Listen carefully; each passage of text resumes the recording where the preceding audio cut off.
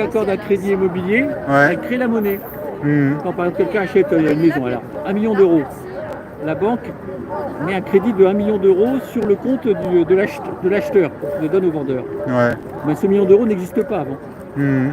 Il n'est pas sur un compte bancaire avant. Il est créé par ce crédit. Ouais. Et après, quand l'acheteur rembourse le million d'euros, cette monnaie est détruite. D'accord. Il y a 1 million d'euros Mhm. qui sont sur le compte après donc, du vendeur qui récolte les millions d'euros de la vente du truc. Mais après, quand l'acheteur il rembourse 1 000 euros par mois, et ben, cette monnaie est détruite dans la banque. Mhm. Et donc, c'est comme ça qu'est créée la monnaie dans notre Ouais. société, par les banquiers. Et donc, quand on parle de la dette de l'État français, en fait, comme la monnaie est de la dette, si la dette n'était pas de l'État, elle serait du privé, Mhm. donc il y a la même quantité de monnaie en circulation.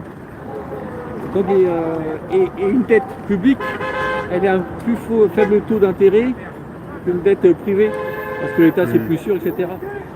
Donc il y a une sorte un peu d'arnaque par rapport à l'endettement de l'État, qui est fait exprès pour détruire les services publics. Parce qu'en fait les États, en particulier de l'Union européenne, ils ont abandonné la création monétaire par leur banque centrale. Mhm. Parce qu'en 1973, déjà la Banque de France, qui était publique, pouvait créer de la monnaie à taux zéro pour le trésor public, mais ça a été interdit le 3 janvier 1973. Et après, dans le traité de Maastricht, il y a l'article 104 qui a interdit à la Banque de France de créer de la monnaie, des euros, enfin c'était des... donc c'était encore des francs, c'était interdit. Et donc la France devait emprunter sur les marchés, donc aux banques, qui devenaient les souverains quoi, de la monnaie. Mhm. Donc il n'y a plus de souveraineté ni nationale, ni populaire sur la monnaie. C'est le règne de la plutocratie. Mais il faut mourir l'ego, comme disait Maurice Allais. Mhm. On est dans ce système et il faut s'en rendre compte. Je vous conseille de chercher Philippe Deruder et André-Jacques Holbeck. Deruder et Holbeck, vous cherchez les 10 plus gros mensonges sur la monnaie. Voilà, ou l'argent dette. L'argent dette, il y a un dessin animé canadien qui parle de ça. Et ça, moi je l'ai appris qu'en 2008, quand il y a eu la crise financière, il m'a dit on fout bien de notre gueule quand j'ai appris ça. Mhm. Et c'est essentiel de comprendre ça. Même, je me rappelle Étienne Chouard qui avait fait des études d'économie, en fait il n'avait pas bien saisi l'histoire. Et c'était à cette époque que Sarkozy avait donné notre or, l'or de la France, de la Banque de France, On avait vendu, aux Américains. Ah oui. L'or c'est matériel, c'est un peu plus sûr que la monnaie, oui. Voilà, c'est une sorte d'agent des États-Unis. Hein. Donc pour sauver la France, il avait fait les poches de la Banque de France en récupérant l'or. Pour sauver la France. Ouais, entre guillemets, c'était ironique. La France fait partie de l'empire états-unien, l'empire bancaire, et on est un féodé. Les États-Unis ont une loi d'extraterritorialité des lois qui fait que même sur le compte bancaire, des fois la banque nous demande si on est citoyen des États-Unis.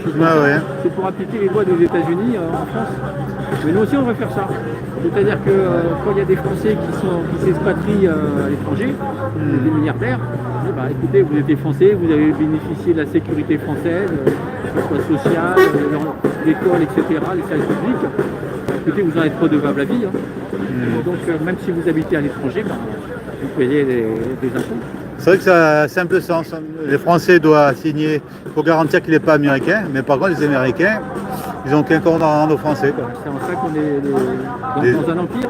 On est des vassaux ou des serfs, ou je ne sais pas à quel niveau on est. Quoi. Oui, on est un vassal, une colonie, on peut dire. Hein, depuis la Deuxième Guerre mondiale. Voilà. C'était comme ça.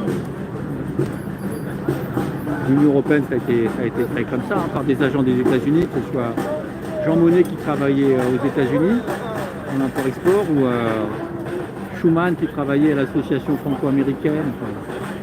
C'était travailler pour les États-Unis en fait. Et ça a été fait, l'Union européenne, en particulier contre le pacte de Varsovie, l'empire soviétique. C'est l'empire occidental, atlantiste, dans lequel on est. C'est vrai que le Sarkozy en plus nous a fait rejoindre l'OTAN aussi à l'époque. Sarkozy en fait il a de la famille aux États-Unis, il passait ses étés sur la côte est des États-Unis quand il était très jeune. Donc il a ce lien avec les États-Unis depuis très très longtemps.